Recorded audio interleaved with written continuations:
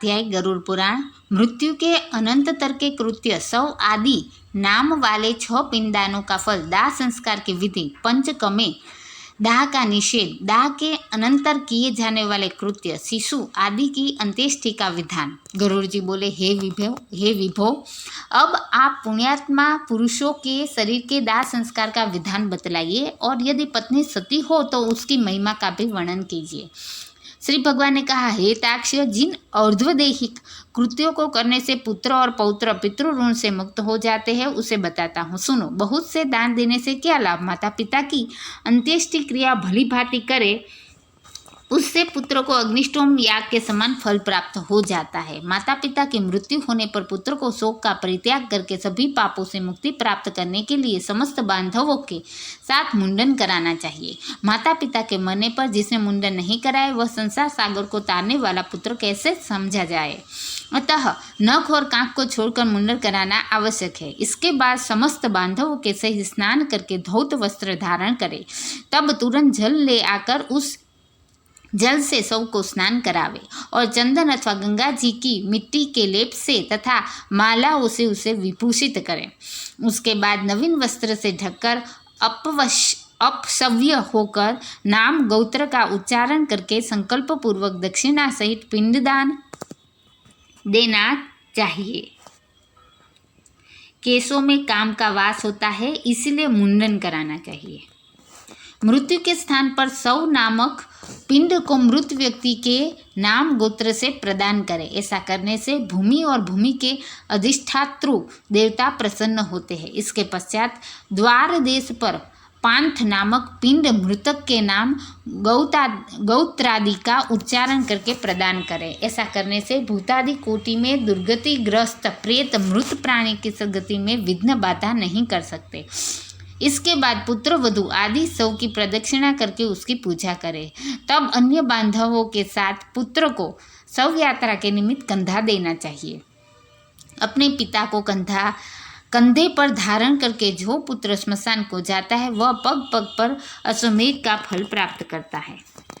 पिता अपने कंधे अथवा पीठ पर बैठा कर पुत्र का सदा लालन पालन करता है। उस ऋण से पुत्र तभी मुक्त होता है जब वह अपने मृत पिता को अपने कंधे पर ढोता है। इसके बाद आधे मार्ग में पहुंचकर भूमि का मार्जन और प्रोक्षण करके शव को विश्राम कराए और उसे स्नान कराकर भूत संज्ञक पितर को गोत्र नामादि के द्वारा भूत नामक पिंड प्रदान करे। इस पिंडदान से अन्य दिशाओं में स्थित पिशाच, राक्षस, यक्ष आदि उस हवन करने योग्य देह की हवनीयता में अयोग्यता नहीं उत्पन्न कर सकते।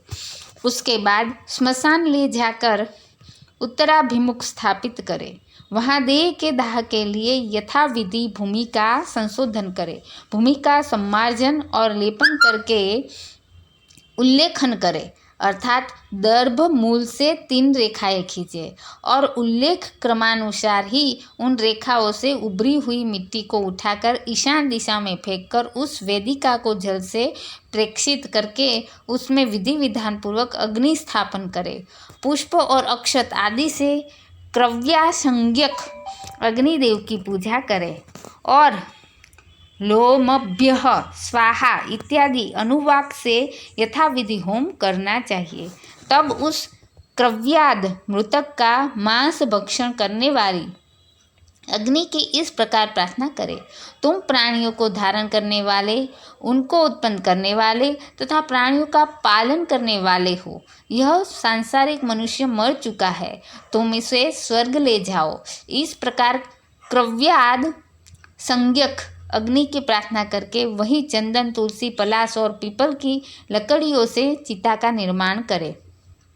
हे खगेश्वर, उस शव को चिता पर रख करके वहाँ 2 पिंड प्रदान करे। प्रेत के नाम से एक पिंड चिता पर तथा दूसरा शव के हाथ में देना चाहिए। चिता में रखने के बाद से उस शव में प्रेतत्व आ जाता है।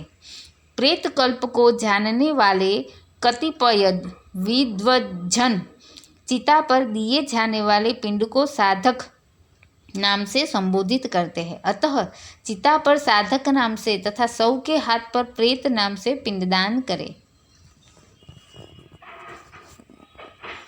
इस प्रकार 5 पिंडदान प्रदान करने से 100 में आहुति योग्यता संपन्न होती है। अन्यथा स्मशान में स्थित पूर्वोक्त पिशाच, राक्षस तथा यक्ष आदि उसकी आहुति योग्यता के उपघातक होते हैं। प्रेत के लिए 5 पिंड देकर हवन किए हुए उस क्रव्याद अग्नि को तिनकों पर रखकर यदि पंचक न हो तो पुत्र अग्नि प्रदान करे। ये 5 नक्षत्र पंचक कहलाते हैं। धनिष्ठा, शतभिषा, पूर्वा भाद्रपदा, उत्तरा भाद्रपदा, रेवती, इन पंचक नक्षत्रों के स्वामी क्रमशः वसु, वरुण, अजचरण, अहि, मूर्धन्य और पूषा है। पंचक में जिसका मरण होता है उस मनुष्य को सद्गति नहीं प्राप्त होती। पंचक शांति किए बिना उसका दाह नहीं करना चाहिए, अन्यथा अन्य की मृत्यु हो जाती है। घनिष्ठा के उत्तरार्ध से रेवती पर्यंत 5 नक्षत्र पंचक संज्ञक है। इनमें मृत व्यक्ति दाह के योग्य नहीं होता और उसका दाह करने से परिणाम शुभ नहीं होता। इन नक्षत्रों में जो मरता है उसके घर में कोई हानि होती है, पुत्र और सगोत्रियों को भी कोई विघ्न होता है। अथवा इस पंचकर्म में भी दाह विधि का आचरण करके मृत व्यक्ति का दाह संस्कार हो सकता है। पंचकर्मण प्रयुक्त सभी दोषों की शांति के लिए उस दाह विधि को कहूँगा। हे ताक्ष, कुश से निर्मित 4 पुतलों को नक्षत्र मंत्रों से अभिमंत्रित करके 100 के समीप में स्थापित करे। तब उन पुतलों में प्रतप्त सुवर्ण रखना चाहिए और फिर नक्षत्रों के नाम मंत्रों से होम करना चाहिए। पुनः प्रेता जयता नर इंद्रो वह शर्म यच्छतु, इस मंत्र से उन नक्षत्र मंत्रों को संपुटित करके होम करना चाहिए। इसके बाद उन पुतलों के साथ 100 का दाह करे।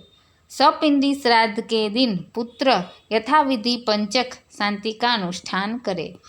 पंचक दोष की शांति के लिए क्रमशः तिल पूर्ण पात्र, सोना, चांदी, रत्न तथा ध्रुत पूर्ण काश्य पात्र का दान करना चाहिए। इस प्रकार पंचक शांति विधान करके जो सब दाह करता है उससे पंचकजन्य कोई विघ्न बाधा नहीं होती और प्रेत भी सद्गति प्राप्त करता है।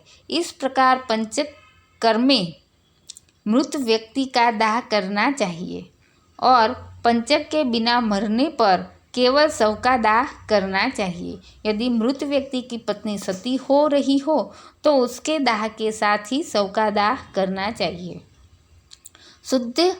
शुद्धि मयूख तथा निर्णय सिंधु आदि ग्रंथों में उद्धृत ब्रह्म पुराण के एक वचन के अनुसार पंचकों में मृत व्यक्ति के साथ दाह हेतु दर्भ की ही 5 प्रतिमाएं पुतले बनाकर उन्हें सफ़ेद उनके धागे से लपेटकर और जौ के आटे से उनका लेपन करके उनमें क्रमशः प्रेतवाह, प्रेतसख, प्रेतप, प्रेत भूमिप और प्रेतहर्ता इन 5 नाम मंत्रों से आवाहन पूजन करके उनमें से प्रथम को प्रेत के सिर में, दूसरे को नेत्रों में, तीसरे को वाम कुक्षी में, चौथे को नाभि में और 5वें को पैरों में रखकर धृति होम के पश्चात 100 दाह करना चाहिए। अपने पति के प्रिय संपादन में संलग्न पतिव्रता नारी यदि उसके साथ परलोक गमन करना चाहे तो पति के मृत्यु होने पर स्नान करे और अपने शरीर को कुमकुम, अंजन, सुंदर वस्त्राभूषण आदि से अलंकृत करे। ब्राह्मणों और बंधु बांधवों को दान दे, गुरुजनों को प्रणाम करके तब घर से बाहर निकले। इसके बाद देवालय मंदिर जाकर भक्तिपूर्वक भगवान विष्णु को प्रणाम करे। वहाँ अपने आभूषणों को समर्पित करके वहाँ से श्रीफल नारियल लेकर लज्जा और मोह का परित्याग करके सुनसान भूमि में जाए। तब वहाँ सूर्य को नमस्कार करके चिता की परिक्रमा करके पुष्प शैया रूपी चिता पर चढ़े और अपने पति को अपनी गोद में लिटाए। तदंतर सखियों को श्रीफल देकर दाह के लिए आज्ञा प्रदान करे और शरीर दाह को गंगा जल में स्नान के समान मानकर अपना शरीर जलाए। सती होना स्त्री की इच्छा पर निर्भर होता है। सती के नाम पर बलात् दाह करने का विधान नहीं है। जैसे कौशल्य आदि दशरथ पत्नियों, पांडु पत्नी कुंती तथा जड़ भरत की सापत्य, माता आदि के सती न होने के उदाहरण प्राप्त होते हैं। गर्भिणी स्त्री को अपने पति के साथ अपना दाह नहीं करना चाहिए। प्रसव करके और उत्पन्न बालक का पोषण करने के अनंततर उसे सती होना चाहिए। यदि स्त्री अपने मृत पति के शरीर को लेकर अपने शरीर का दाह करती है तो अग्नि उसके शरीर मात्र को जलाते हैं, उसकी आत्मा को कोई पीड़ा नहीं होती। धो के जाते हुए स्वर्णादि धातुओं का मल जैसे अग्नि में जल जाता है, उसी प्रकार पति के साथ जलने वाली नारी अमृत के समान अग्नि में अपने पापों को जला देती है। जिस प्रकार सत्यपरायण धर्मात्मा पुरुष शपथ के समय तपे हुए लोह पिंडादि को लेने पर भी नहीं जलता, उसी प्रकार चिता पर पति के शरीर के साथ संयुक्त वह नारी भी कभी नहीं जलती, अर्थात उसे दाह प्रयुक्त कष्ट नहीं होता। प्रत्युत उसकी अंतरात्मा मृत व्यक्ति के अंतरात्मा के साथ एकत्व प्राप्त कर लेती है। पति की मृत्यु होने पर जब तक स्त्री उसके शरीर के साथ अपने शरीर को नहीं जला लेती, तब तक वह किसी प्रकार भी स्त्री शरीर प्राप्त करने से मुक्त नहीं होती। इस विषय में औरव ऋषि का यह वचन उल्लेखनीय है। कल्याणमयी राजपुत्री जिसकी संतान बहुत छोटी हो, जो गर्भवती हो, जिन्होंने अभी ऋतुकाल न देखा हो तथा जो रजस्वला हो, ऐसी स्त्रियां पति के साथ चिता पर नहीं चढ़ती, उनके लिए चितारोहण का निषेध है। इसलिए सर्व प्रयत्न पूर्वक मन, वाणी और कर्म से जीवितावस्था में अपने पति की सदा सेवा करनी चाहिए और मरने पर उसका अनुगमन करना चाहिए। पति के मरने पर जो स्त्री अग्नि में आरोहण करती है, वह महर्षि वशिष्ठ की पत्नी अरुंधति के समान होकर स्वर्गलोक में सम्मानित होती है। वहाँ वह पतिपरायणा नारी अप्सरा गणों के द्वारा स्तूयमान होकर 14 इंद्रों के राजकाल पर्यंत अर्थात 1 कल्प तक अपने पति के साथ स्वर्गलोक में रमण करती है। जो सती अपने भर्ता का अनुगमन करती है, वह अपने मातृकुल, पितृकुल और पतिकुल इन तीनों कुलों को पवित्र कर देती है। 14 मनुओं का राज्यकाल 1 कल्प कहलाता है। यदि ब्रह्मा जी का 1 दिन है, इसमें 1000 बार चारों युग आ जाते हैं। स्वयंभू, स्वारोचिस, उत्तम, तामस, रैवत, चाक्षुष, वैवस्वत, सूर्य सावणी, दक्ष सावणी, ब्रह्मा सावणी, धर्म सावणी, रुद्र सावणी, रोच्य तथा भौत्य, ये 14 मनु कहे गए हैं। मनुष्य के शरीर में 3.5 करोड़ रोमकूप है। उनके काल तक वह नारी अपने पति के साथ स्वर्ग में आनंद करती है। वह सूर्य के समान प्रकाशमान विमान में अपने पति के साथ क्रीड़ा करती है और जब तक सूर्य और चंद्र की स्थिति रहती है, तब तक पति लोक में निवास करती है। इस प्रकार दीर्घ आयु प्राप्त करके पवित्र कुल में पैदा होकर पति रूप में वह पतिव्रता नारी उसी जन्मांतरीय पति को पुनः प्राप्त करती है। जो स्त्री क्षण मात्र के लिए होने वाले दुख के कारण इस प्रकार के सुख को छोड़ देती है, वह मूर्खा जन्म पर्यंत विरहाग्नि से जलती रहती है। इसलिए पति को शिव स्वरूप जानकर उसके साथ अपने शरीर को जला देना चाहिए। हे ताक्ष, यदि पत्नी सती नहीं होती तो केवल पति के शव का ही दाह करना चाहिए। शव के आधे या पूरे जल जाने पर उसके मस्तक को फोड़ना चाहिए। गृहस्थों के मस्तक को काष्ठ से और यतियों के मस्तक को श्रीफल से फोड़ देना चाहिए। पितृलोक की प्राप्ति के लिए उसके ब्रह्मरंध्र का भेदन करके उसका पुत्र निम्न मंत्र से अग्नि की धिकी आहुति दे। हे अग्निदेव, तुम भगवान वासुदेव के द्वारा उत्पन्न किए गए हो, पुनः तुम्हारे द्वारा इसकी तेजोमय दिव्य शरीर की उत्पत्ति हो। स्वर्गलोक में गमन करने के लिए इसका स्थूल शरीर जलकर तुम्हारा हवि हो, एतदर्थ तुम प्रज्वलित हो। इस प्रकार मंत्र सहित तिल मिश्रित घी की आहुति देकर जोर से रोना चाहिए। उससे मृत प्राणी सुख प्राप्त करता है। दाह के अनंतर स्त्रियों को स्नान करना चाहिए, तत्पश्चात पुत्रों को स्नान करना चाहिए। तदंतर मृत प्राणी के गौत्र नाम का उच्चारण करके तिलांजलि देनी चाहिए। फिर नीम के पत्तों को चबाकर मृतक के गुणों का गान करना चाहिए। आगे आगे स्त्रियों को और पीछे पुरुषों को घर जाना चाहिए।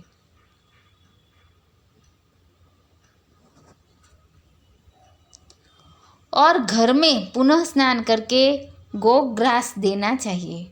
पत्तल में भोजन करना चाहिए और घर का अन्न नहीं खाना चाहिए। मृतक के स्थान को लीप कर वहाँ 12 दिन तक रात दिन दक्षिणाभिमुख अखंड दीपक जलाना चाहिए। हेताक्ष 100 दाह के दिन से लेकर 3 दिन तक सूर्यास्त होने पर स्मशान भूमि में अथवा चौराहे पर मिट्टी के पात्र में दूध और जल देना चाहिए। काठ की 3 लकड़ियों को दृढ़ता पूर्वक सूत से बांधकर अर्थात तिगोडिया बनाकर उस पर दूध और जल से भरे हुए कच्चे मिट्टी के पात्र, घड़ा आदि को रखकर यह मंत्र पढ़े। हे प्रेत, तुम स्मशान की आग से जले हुए हो, बांधवों से परित्यक्त हो। यह जल और यह दूध तुम्हारे लिए है, इसमें स्नान करो और इसे पियो। साग्निक, जिन्होंने अग्न्याधान किया हो, को चौथे दिन अस्थि संचय करना चाहिए और निषिद्ध वार तिथि का विचार करके निरग्निक को तीसरे अथवा दूसरे दिन अस्थि संचय करना चाहिए। अस्थि संचय के लिए स्मशान भूमि में जाकर स्नान करके पवित्र हो जाए। उनका सूत्र लपेटकर और पवित्री धारण करके स्मशान वासियों भूतादि के लिए पुत्र को यमाय त्वा इस मंत्र से मांस उड़द की बलि देनी चाहिए और 3 बार परिक्रमा करनी चाहिए। हे खगेश्वर, इसके बाद चिता स्थान को दूध से सींचकर जल से सींचे, तदंतर अस्थि संचय करे और उन अस्थियों को पलाश के पत्ते पर रखकर दूध और जल से धोए और पुनः मिट्टी के पात्र पर रखकर यथाविधि श्राद्ध पिंडदान करे। त्रिकोण स्थंडिल बनाकर उसे गोबर से लीपे। दक्षिणाभिमुख होकर स्थंडिल के 3 कोनों पर 3 पिंडदान करे। चिता भस्म को एकत्र करके उसके ऊपर तिगोड़िया रखकर उस पर खुले मुख वाला जलपूर्ण घट प्रस्थापित करे। इसके बाद चावल पकाकर उसमें दही और घी तथा मिष्ठान मिलाकर जल के सहित प्रेत को यथाविधि बलि प्रदान करे। हे खग, फिर उत्तर दिशा में 15 कदम जाए और वहाँ गड्ढा बना करके अस्थि पात्र को स्थापित करे। उसके ऊपर दाह जनित पीड़ा नष्ट करने वाला पिंड प्रदान करे और गड्ढे से उस अस्थि पात्र को निकालकर उसे लेकर जलाशय को जाए। वहाँ दूध और जल से उन अस्थियों को बार बार प्रक्षालित करके चंदन और कुमकुम से विशेष रूप से चर्चित लेपित करे। फिर उन्हें एक दोने में रखकर हृदय और मस्तक में लगाकर उनकी परिक्रमा करे तथा उन्हें नमस्कार करके गंगा जी में विसर्जित करे, छोड़ दे। जिस मृत प्राणी की अस्थि 10 दिन के अंतर्गत गंगा में विसर्जित हो जाती है, उसका ब्रह्मलोक से कभी भी पुनरागमन नहीं होता। गंगा जल में मनुष्य की अस्थि जब तक रहती है, उतने 1000 वर्षों तक वह स्वर्गलोक में विराजमान रहता है। गंगा जल की लहरों को छूकर हवा जब मृतक का स्पर्श करती है, तब उस मृतक के पातक तत्क्षण ही नष्ट हो जाते हैं। महाराज भगीरथ उग्र तप से गंगा देवी की आराधना करके अपने पूर्वजों का उद्धार करने के लिए गंगा देवी को ब्रह्मलोक से भूलोक लाए थे। जिनके जलने से भस्मीभूत राजा सगर के पुत्रों को स्वर्ग में पहुंचा दिया। जिनके जलने भस्मीभूत राजा सगर के पुत्रों को स्वर्ग में पहुंचा दिया, उन गंगा जी का पवित्र यश 3 लोकों में विख्यात है। जो मनुष्य अपनी पूर्वावस्था में पाप करके मर जाते हैं, उनकी अस्थियों को गंगा में छोड़ने पर वे स्वर्गलोक चले जाते हैं। किसी महाअरण्य में सभी प्राणियों की हत्या करने वाला कोई व्याध सिंह के द्वारा मारा गया और जब वह नरक को जाने लगा, तभी उसकी अस्थि गंगा जी में गिर पड़ी, जिससे वह दिव्य विमान पर चढ़कर देवलोक को चला गया। इसलिए सतपुत्र को स्वतः ही अपने पिता की अस्थियों को गंगा जी में विसर्जित करना चाहिए। अस्थि संचयन के अनंतर 10 गात्र विधि का अनुष्ठान करना चाहिए। यदि कोई व्यक्ति विदेश में या वन में अथवा चोरों के भय से मरा हो और उसका शव प्राप्त न हुआ हो, तो जिस दिन उसके निधन का समाचार सुने उस दिन उसका पुतल बनाकर पूर्व विधि के अनुसार केवल उसका दाह करे और उसकी भस्म को लेकर गंगा जल में विसर्जित करे। 10 गात्रादि कर्म भी उसी दिन से आरंभ करना चाहिए और सांवत्सरिक श्राद्ध में भी उसी सूचना प्राप्त होने वाले दिन को ग्रहण करना चाहिए। यदि गर्भ की पूर्णता हो जाने के अनंततर नारी की मृत्यु हो गई हो तो उसके पेट को चीरकर बालक को निकाल ले। यदि वह भी मर गया हो तो उसे भूमि में गाड़कर केवल मृत स्त्री का दाह करे। गंगा के किनारे मरे हुए बालक को गंगा जी में ही प्रवाहित कर दे और अन्य स्थान पर मरे 27 महीने तक के बालक को भूमि में गाड़ दे। इसके बाद की अवस्था वाले बालक का दाह संस्कार करे और उसकी अस्थियां गंगा जी में विसर्जित करे तथा जलपूर्ण कुंभ प्रदान करे एवं केवल बालकों को ही भोजन कराए। गर्भ के नष्ट होने पर गर्भस्थ शिशु के उद्देश्य से उसकी कोई क्रिया नहीं की जाती, पर शिशु दांत निकलने की पूर्व की अवस्था वाले बच्चे के मरने पर उसके लिए दुग्धदान करना चाहिए। बालक चूडाकरण से पूर्व या 3 वर्ष की अवस्था वाले के मरने पर उसके लिए जलपूर्ण घटका दान करना चाहिए और खीर का भोजन कराना चाहिए। कुमार के मरने पर कुमार बालकों को भोजन कराना चाहिए और उपनीत पौगंड अवस्था के बच्चे के मरने पर उसी अवस्था के बालकों के साथ ब्राह्मणों को भोजन कराए। 5 वर्ष की अवस्था से अधिक अवस्था वाले बालक की मृत्यु होने पर वह चाहे उपनीत यज्ञोपवीत संस्कार संपन्न हो अथवा अनुपनीत जिसका यज्ञोपवीत न हुआ हो, पायस और गुड़ के 10 पिंड क्रमशः प्रदान करने चाहिए। पौगंड अवस्था के बालक की मृत्यु होने पर वृषोत्सर्ग तथा महादान की विधि को छोड़कर एकादशाह तथा द्वादशाह की क्रिया का संपादन करना चाहिए।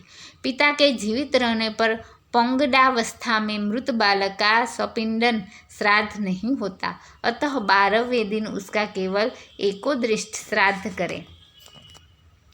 स्त्री और शूद्रों के लिए विवाह की व्रतबंध स्थानीय संस्कार कहा गया है।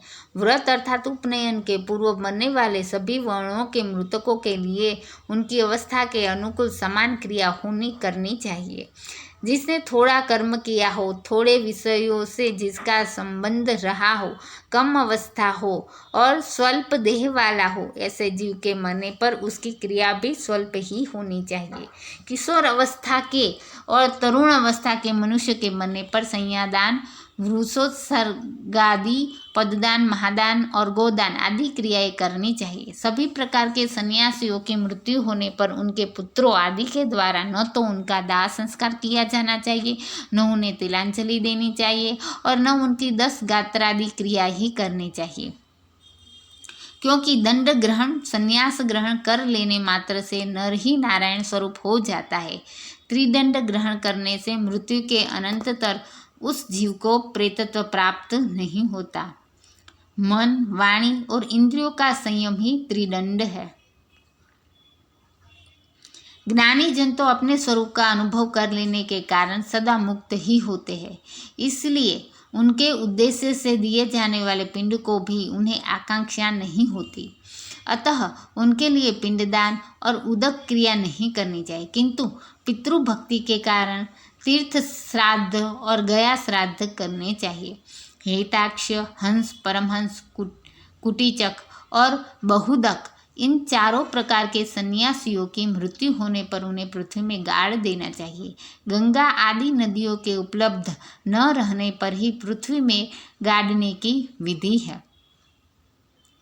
यदि वहाँ कोई महानदी हो तो उन्हीं में उन्हें जल समाधि दे देनी चाहिए। इस प्रकार गरुड़ पुराण के अंतर्गत सारोद्धार में दाहास्थि संचय कर्म निरूपण नामक 10वां अध्याय पूरा हुआ।